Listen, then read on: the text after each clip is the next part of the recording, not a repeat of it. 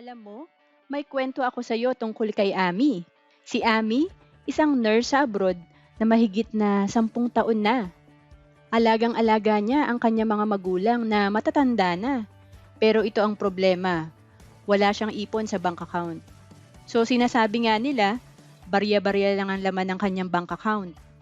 Pero wag mo akalain friend, may plano siya. Ang goal niya, mag-ipon ng 500,000.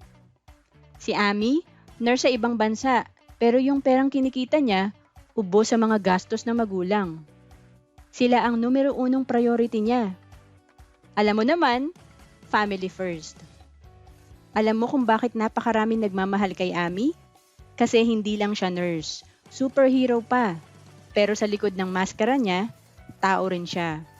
Napapagod, nauubos, pero patuloy na lumalaban para sa pamilya. Isang araw, habang nag-o-online shopping siya para sa mga gamot ng mga magulang, bigla siyang na-curious sa mga online business. Pumasok sa isip niya, paano kung mag-try ako nito? Nag-research siya ng mga online business ideas.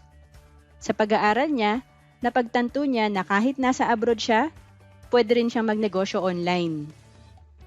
Nag-register siya sa isang online platform at nagsimula siyang maging part-time financial educator sa IMG. Inaral niya ang healthcare, insurance at investment. Dito na nagsimula ang kanyang journey.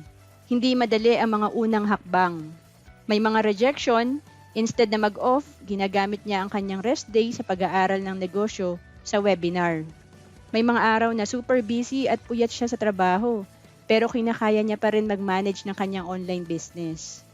Nakakatuwa yung mga testimonial ng kanyang mga customers. Naging loyal customer ito at naging source pa ng referrals. Isang araw, nakatanggap siya ng email na magbigay ng online financial literacy class sa isang malaking kumpanya. Hindi lang yon, nag-offer din ng client na maging regular speaker si Ami sa gagawin nilang financial literacy program sa group of companies. Ang saya-saya ni Ami. Kita mo yung kanyang transformation sa online business niya. Natutunan niya na kaya niya palang maging entrepreneur at hindi lang simpleng nurse. Sa wakas, nagsimula na siya mag-ipon para sa kanyang goal. Unti-unti, nakakalikom na siya ng pera. Nakaipon pa siya ng emergency fund para sa pamilya niya. Nakaipon na rin siya ng mahigit 500,000 sa kanyang bank account at investments. Pero alam mo ang pinakamahalaga, yung confidence na dala niya mula sa kanyang tagumpay. Ito ang pinaka-importanting lesson sa kwento ni Ami. Huwag kang matakot mangarap at mag-take ng risk. Kahit gaano ka kalayo, kung may goal ka, pwede mo siyang maabot. Kaya kung may pangarap kang gustong abutin, go for it!